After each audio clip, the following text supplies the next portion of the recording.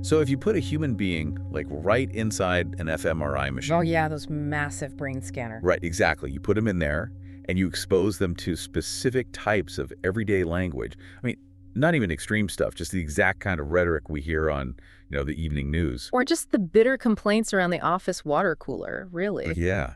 You can actually watch the empathy centers of their brain just shut down, like in real time. It's terrifying, actually. It is. Blood flow shifts. Mm. The medial prefrontal cortex, which is the area responsible for recognizing the humanity in others, it just goes dark. Completely offline. Right. So the moral prohibition against violence literally turns off just from hearing a specific arrangement of vowels and consonants. Which is exactly why a new, highly ambitious global manifesto for world peace doesn't start with, nuclear disarmament or border treaties. Yeah, it starts with what you say at the breakfast table. Welcome to this custom deep dive. We are taking you on a really rigorous, fascinating journey today, unpacking a document that just completely flips the traditional script on how we build a functional society. It really does. It's a complete paradigm shift. We're looking at an excerpt from this comprehensive text called The Blueprint of a Peaceful World, version 1.0.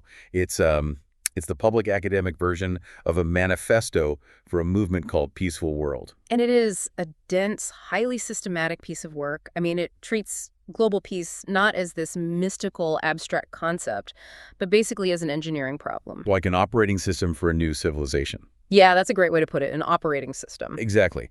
And while it contains dozens of complex systemic points covering these vast sociopolitical structures, our mission today is highly specific, and honestly, it's an intense one. Very intense. We are going to zoom in exclusively and completely on a single point in this massive document, just point 34. Which is an audacious choice, honestly. To take a blueprint that covers the entire architecture of global civilization and spend our entire time together analyzing just 3 sentences. But we have to.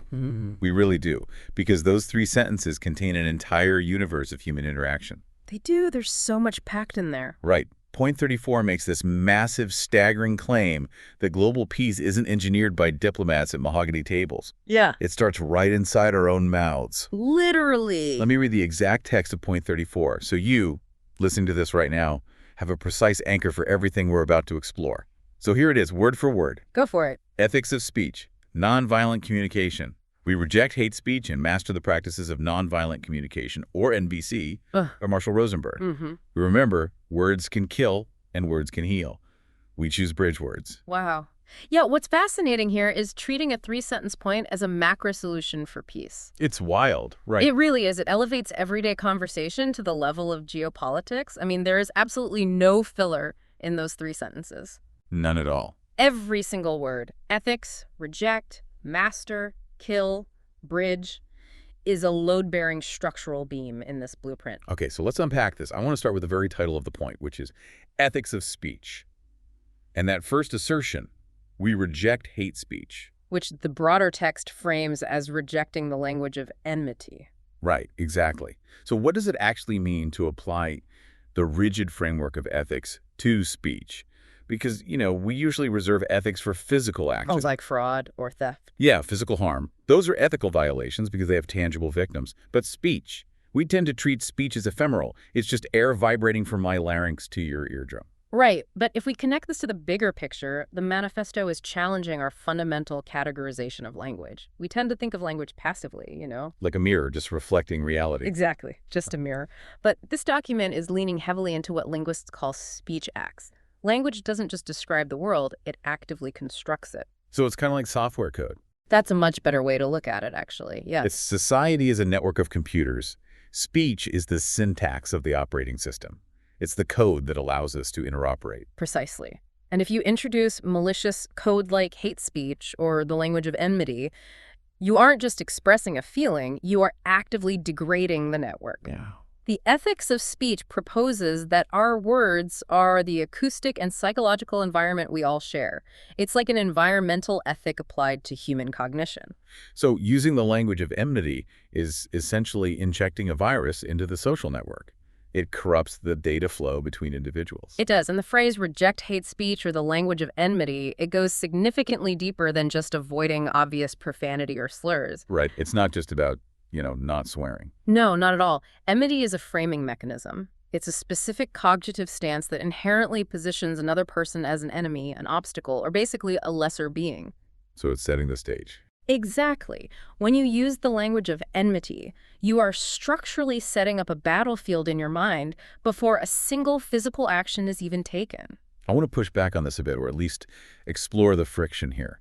Because I know what you might be thinking as you listen to this. Sure. Isn't rejecting hate speech and intensely monitoring our vocabulary, isn't that just a form of self-censorship? That's a common reaction, yeah. Right, because it sounds like this exhaustingly polite society where we're forced to suppress genuine, valid anger.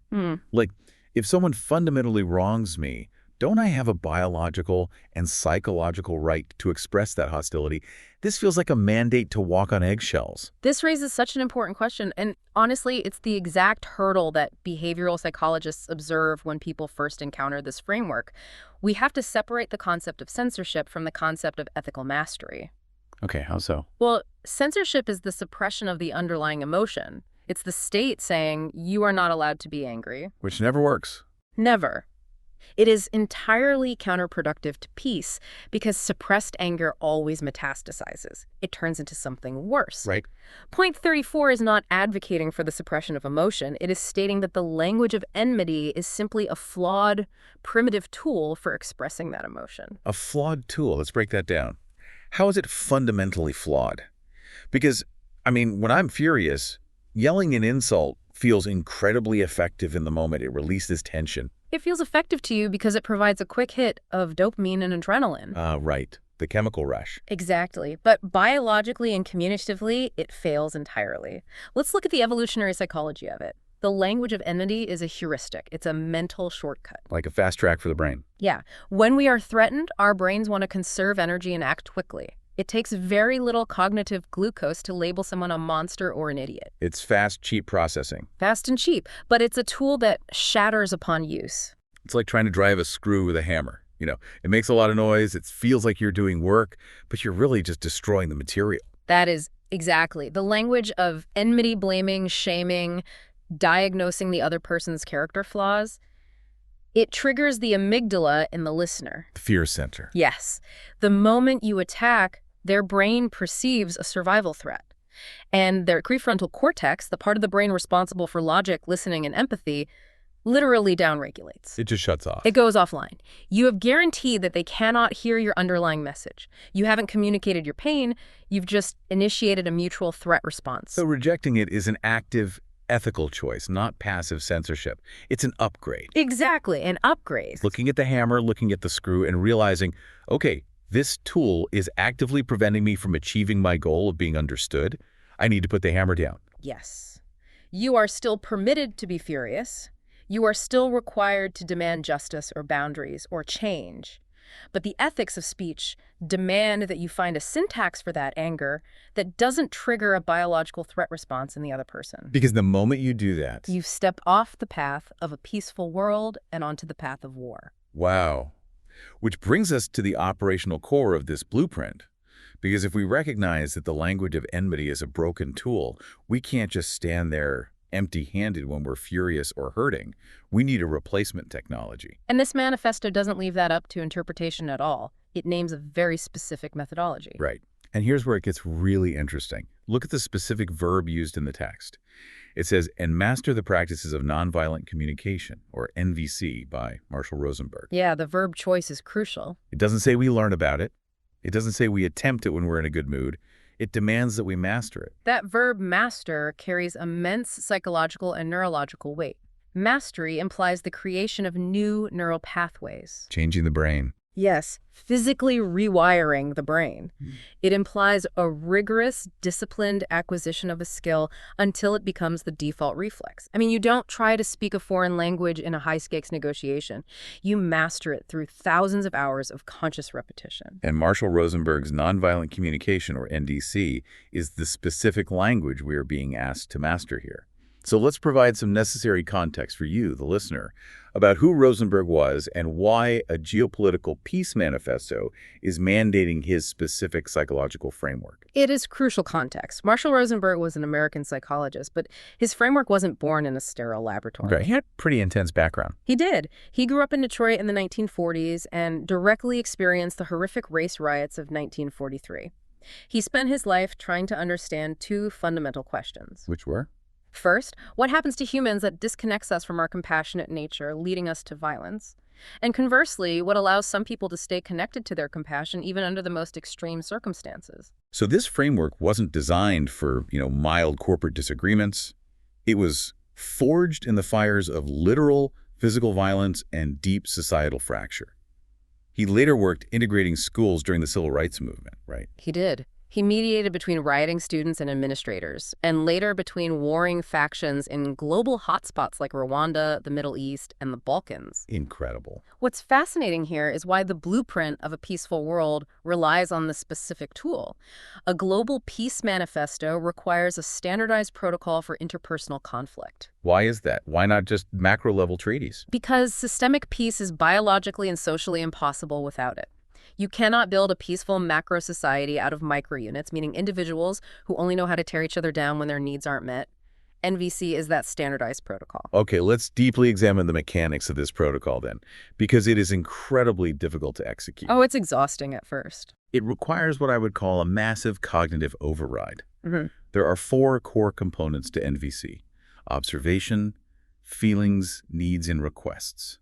And I think the best way to understand them is to see how they actively dismantle the violent communication we naturally default to. And we should definitely clarify that in Rosenberg's terminology, violent communication isn't necessarily shouting or using profanity. Oh, right. What is it then? It is any communication that is coercive, manipulative, or assigns blame and diagnoses the other person. Which means I can speak in a perfectly calm, quiet, HR-approved voice and say, you are being completely irresponsible and unprofessional, and that is still categorized as violent communication. Absolutely. Because it is a unilateral evaluation, you are diagnosing their character. In NVC, the very first step, and honestly, arguably the hardest, is observation without evaluation. Observation without evaluation. Yes, you have to state what is happening as if a completely objective video camera recorded it, completely free of your judgments or interpretations. I want to focus on why this is so incredibly hard for the human brain to do.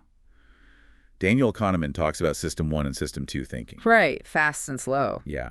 System 1 is our fast, automatic, emotional brain. System 2 is our slow, deliberate, logical brain. When we're in conflict, System 1 just takes over. We naturally and instantly jump to the judgment because it's faster. It saves time. Exactly. If someone cuts me off in a meeting, System 1 immediately says, he's a narcissist who doesn't respect me. Right. And to pause, engage System 2, and translate that into an objective observation burns a tremendous amount of cognitive energy.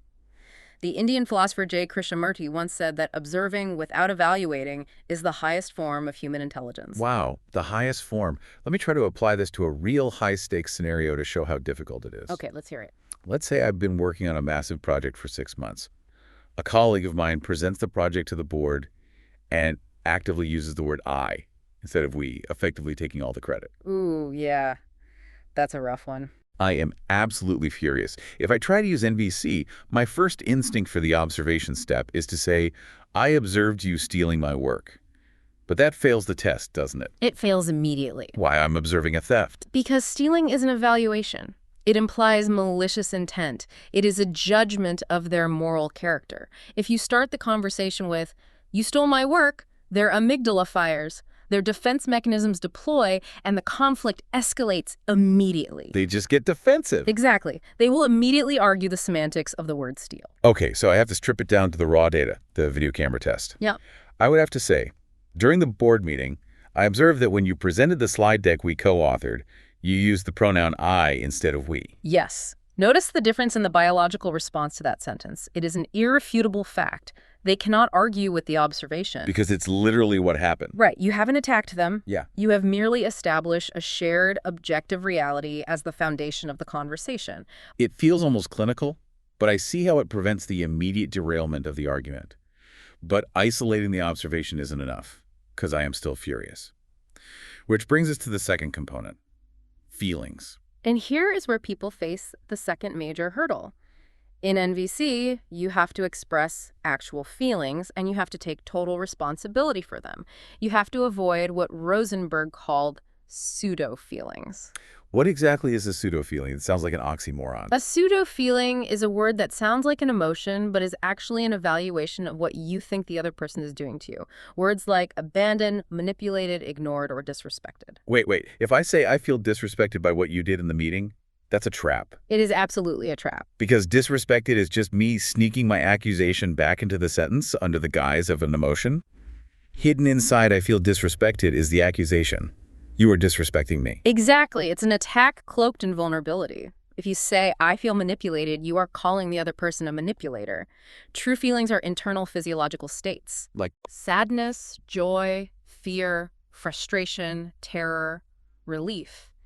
Taking responsibility for your feelings means acknowledging that your emotions are generated by your own internal needs, not directly caused by the other person's actions. oh, that's tough to swallow. It is. Their actions were just the stimulus. The feeling comes from within you. So returning to my scenario, I wouldn't say I feel betrayed. I have to dig deeper into my own neurochemistry. I would say I feel terrified about my career trajectory, or I feel deeply frustrated and angry. And the moment you state a pure feeling like frustration or fear, you move from an adversarial posture to a vulnerable one. Vulnerability is a bridging mechanism, but feelings aren't random. They are biological alarm bells. And an alarm is always pointing to a fire. Exactly. In Rosenberg's framework, that fire is the third component, an unmet need. Needs. This is where we get into the fundamental drivers of human behavior. Yes, in NBC, every single human action is a tragic or beautiful attempt to meet a universal human need. We all share the same basic needs. Like food and shelter. Yes, physical sustenance, but also autonomy, safety, connection, meaning, respect.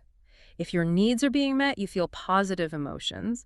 If a core need is threatened, you feel negative emotions. So instead of pointing the finger at my colleague and saying, I'm angry because you are a glory hound, NBC requires me to map my anger back to my own biological and psychological requirements. Exactly. I would say I feel deeply frustrated because I have a strong need for recognition and fairness regarding my professional contributions. Yes. Look at the architecture of that statement. When you use I instead of we, that's the observation. I felt deeply frustrated. That's the feeling. Because my need for recognition wasn't met. That's the need. It's so clean. You have completely removed the language of enmity. You haven't called them a single name. You haven't diagnosed their pathology.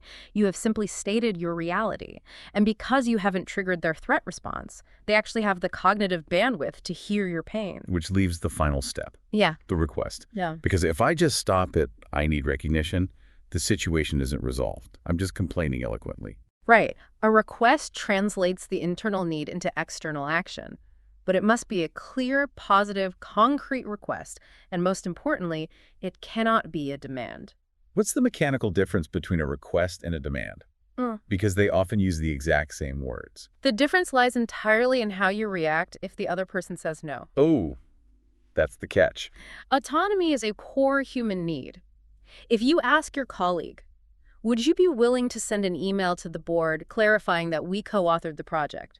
And they say no, how do you react? If I'm using System 1, I explode. Exactly. If you immediately punish them, withdraw, or explode in anger, it was never a request. It was a demand disguised as a request. NVC requires you to respect their autonomy to say no, and then try to understand what unmet need of theirs is preventing them from saying yes. That is staggeringly difficult. Yeah. To stay in a state of empathetic curiosity when someone denies your request for fairness, it requires an almost superhuman level of emotional regulation. Which is precisely why point 34 uses the word master. You don't learn this in an afternoon. It requires the rewiring of your neural pathways. You are literally building a new cognitive infrastructure for conflict.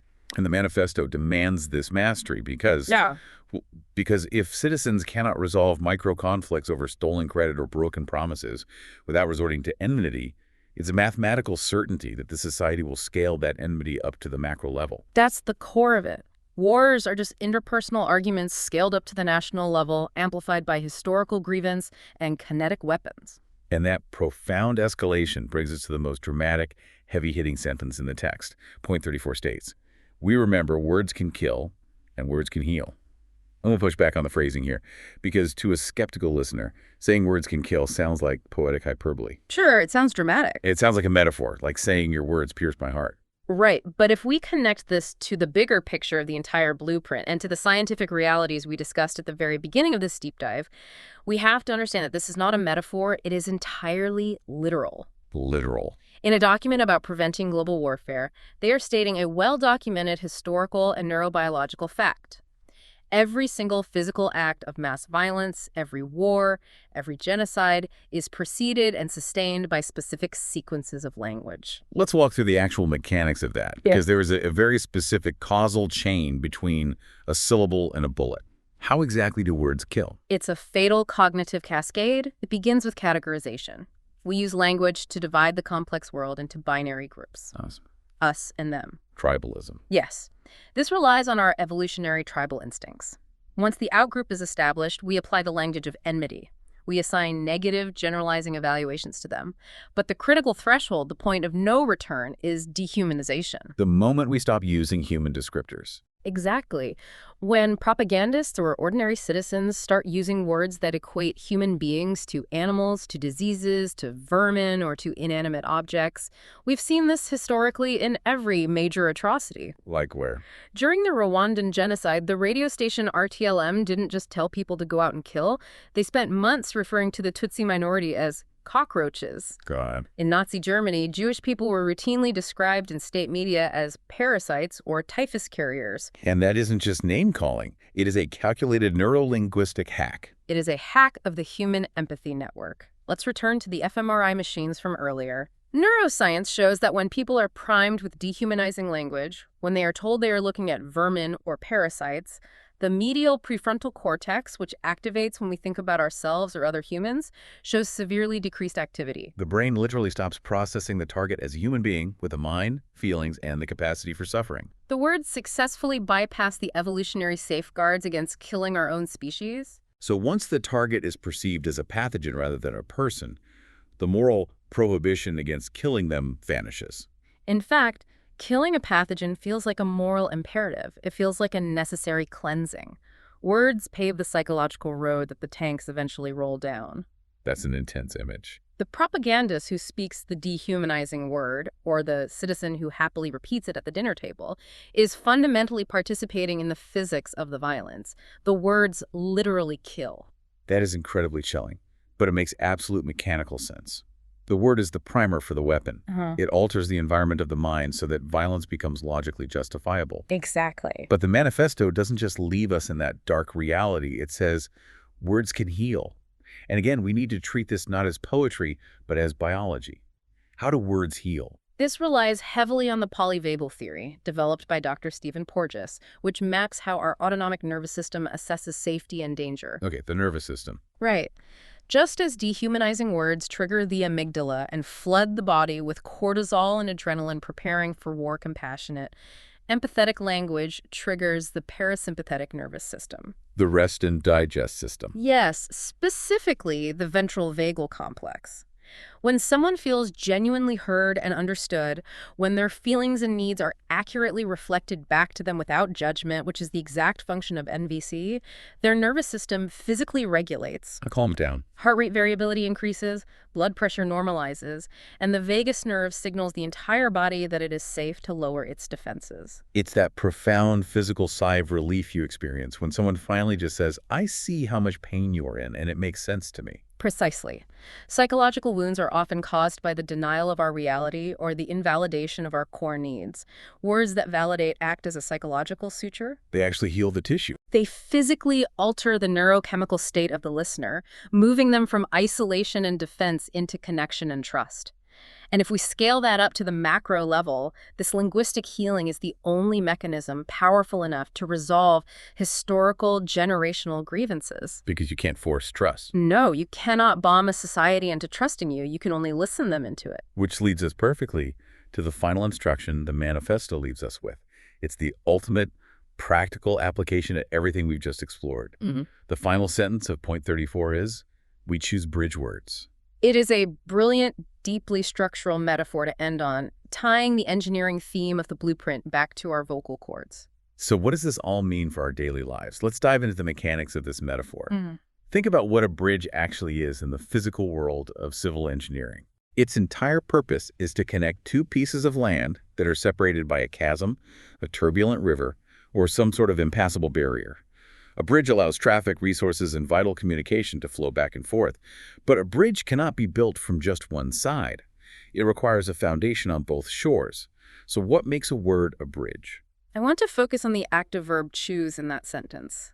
We choose bridge words. It highlights intense, conscious intentionality. Because it's not our default. Not at all. Human default behavior, especially under the stress of an argument, is not to build bridges.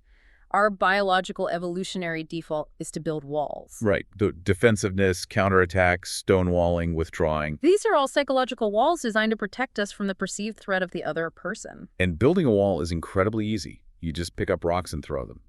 You just stack up your judgments and grievances until the other person can't reach you.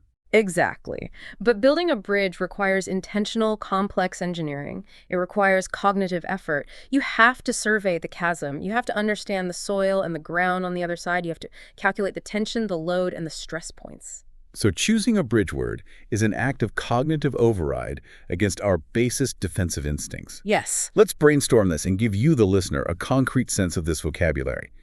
Based on the NVC framework and the linguistics we've discussed, what do wall words look like versus bridge words? Wall words are typically absolute, rigid, and evaluative quantifiers. Words like always, never, should, must, fall. Oh, like, you always ignore me. Or you never clean up. You should have known better. This is your fault.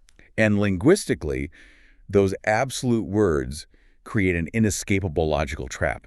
If I tell you that you always do something, I am erasing every single time you didn't do it. You're deleting their nuance. I am rewriting your history. The only natural response to that is for you to defend your reality and fight back. Wall words shut down exploration. They are dead ends. They back the listener into a corner where their only biological options are to surrender, which builds resentment, or to fight back, which escalates the conflict. And bridge words. What is the syntax of a bridge? Bridge words are exploratory. They are tentative, vulnerable, and deeply curious. They invite participation rather than demanding submission. Give me some examples. Words like feel, need, help me understand, together, willing, might, perspective. Help me understand is such a powerful piece of engineering. When I say, help me understand why you made that decision, I am literally throwing a rope across the chasm, securing it to your side, and asking permission to walk over and see the view from where you are standing. It implies intellectual humility. It implies an acknowledgement that your truth, your observation of the situation, is not the only valid truth in the room. And this ties the entirety of point 34 together. The authors of the Blueprint of a Peaceful World are essentially arguing an undeniable sociological math equation. Macro peace, the treaties, the global stability, the disarmament is mathematically impossible if the micro units of society, our everyday conversations, are saturated with warfare. Right, the macro is built from the micro. If we are constantly building walls and firing the language of enmity at each other over the breakfast table, in the boardroom, or on social media, we cannot suddenly expect our nations to behave with nuance and compassion on global stage. It's the ultimate democratization of peace building. You don't need a UN mandate, a diplomatic passport, or a mahogany table to start building the peaceful world this manifesto outlines. Yeah. You just need to look at your very next conversation. Yes, exactly. So I want to ask you, listening to this right now, think about a recent argument you had. Maybe it was this morning with your spouse, maybe last week with a difficult client. When the tension spiked and your heart rate went up, what did you do? Rethrowing stones? Yeah. Were you throwing stones to build a wall, using evaluations, diagnoses, and blame? Or did you engage your system to thinking, override your instincts, and carefully place bridge words to cross over to their perspective? It is a profound shift in individual responsibility. It removes our ability to blame the state of the world entirely on distant politicians. It really is. It makes me marvel at how much depth, mechanism, and neuroscience exists in just 3 sentences from this manifesto. Let's recap the massive structural shift we've just unpacked. By committing to an ethics of speech, we elevate our language from mere noise to a shared environment that we are morally obligated to protect. By deciding to master NVC, we aren't just promising to be polite. We are adopting a rigorous, engineered, cognitive protocol for translating primitive blame into human connection. By recognizing the literal neurobiological life-or-death stakes that words can kill and words can heal, we take full responsibility for the physiological impact of our vocabulary. And finally, by actively choosing bridge words, we overcome our evolutionary instincts to build walls. In doing all of this, we cease to be passive consumers of culture, and we become active, deliberate architects of a peaceful world in our daily lives. We stop waiting for peace to be handed down from above, and we start constructing it in our own living rooms. It really is a complete paradigm shift in how we view our own agency. And as we wrap up this incredibly focused, intense deep dive, we want to leave you with one final thought to mull over. Yeah, it's a way to take this dense blueprint out of the abstract realm of theory and inject it into your actual life today. The next time you are staring at your phone, about to hit send on a furiously typed text message, or the next time you open your mouth to snap at a colleague who has frustrated you, I want you to force a pause. Just a moment of hesitation. Take one deep breath to regulate your nervous system, look at the words you have chosen, and ask yourself a simple binary question. Am I about to fire a weapon, or am I about to build a bridge? Because according to this blueprint, the future of the world depends entirely on your answer. Thank you so much for joining us on this transformative deep dive. Until next time, keep building those bridges.